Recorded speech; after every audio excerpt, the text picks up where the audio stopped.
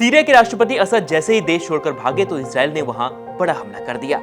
Israel ने पिछले 2 दिनों में सीरिया पर 480 हमले किए, इसमें हवाई और जमीनी हमले शामिल हैं। इसराइल ने सीरिया के मिसाइल, ड्रोन, टैंक और नौसेना ठिकानों पर हमला किया।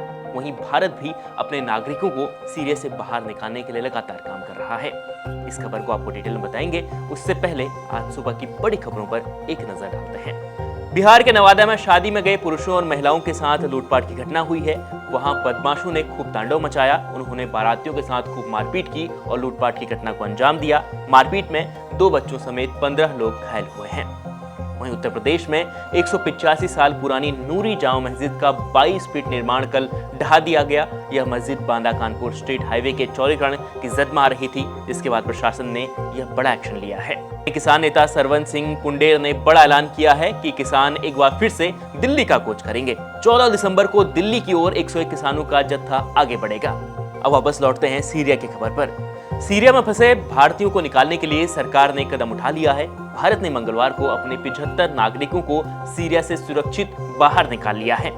विद्रोहियों के बवाल के बीच भारत ने अपने लोगों को निकालने के लिए लेबनान का सहारा लिया। इन लोगों को सीरिया की सीमा से बाहर निकालकर लेबनान लाया गया और वहां से एक कमर्शियल फ्लाइट के जरिए ये लोग भारत अब वापस आएंगे।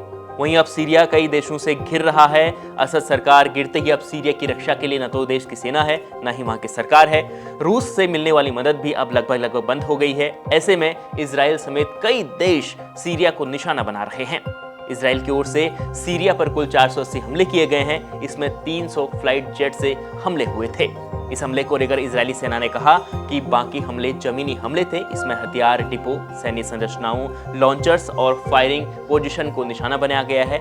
आईडीएफ ने आगे कहा कि उनके जहाजों ने सीरिया की 2 नौसेना फैसिलिटी पर हमला किया, जहां 15 जहाज खड़े थे। कुल मिलाकर असद का जाना इजराइल के लिए बड़ा मौका था और सीरिया के विद्रोहियों को खत्म करने के लिए इजराइल लगातार काम कर रहा है। अब बड़ा सवाल है कि अब ये जो जंग है ये कहां जाएगी, ये किस अंजाम, इस जंग का क्या अंजाम होगा।